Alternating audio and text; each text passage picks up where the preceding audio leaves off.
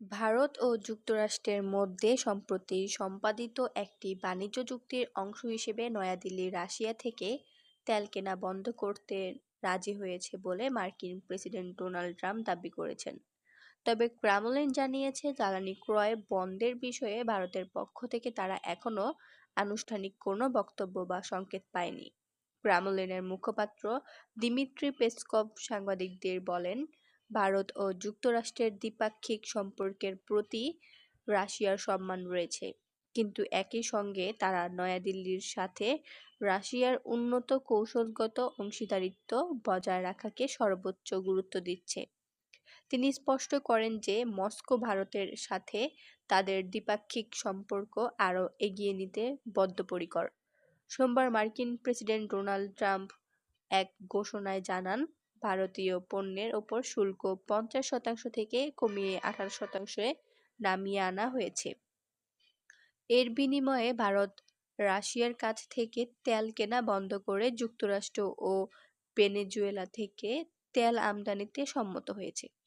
ট্রাম্পের মতে, প্রধানমন্ত্রী মোদির সাথে এই সমঝোতা ইউক্রেন যুদ্ধ বন্ধে সহায়ক হবে, কারণ এতে রাশিয়ার যুদ্ধের ন্যায় নির্বাহ করার সক্ষমতা কমে আসবে। এর আগে গত বছরও ট্রাম্প একই ধরনের দাবি করেছিলেন, যদিও তখন তা ফলপ্রসূ হয়নি।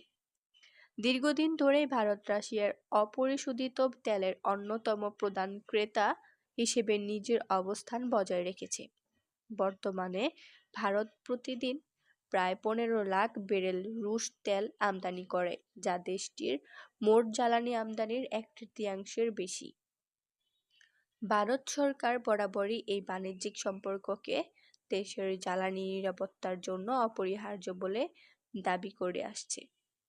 ঐতিহাসিকভাবে রাশিয়ার সাথে ভারতের সম্পর্ক প্রতিরক্ষা কেন্দ্রিক হলেও সাম্প্রতিক বছরগুলোতে সস্তায় রুশ তেল পাওয়ার সুযোগও ভারত অত্যন্ত গুরুত্ব নিয়ে ব্যবহার করেছে। এমনকি গত বছরের ডিসেম্বরে রুশ প্রেসিডেন্ট ভ্লাদিমির পুতিন ভারত সফরে এসে মার্কিন চাপের মুখেও নিরবচ্ছিন্ন জ্বালানি সরবরাহের প্রতিশ্রুতি দিয়েছিলেন।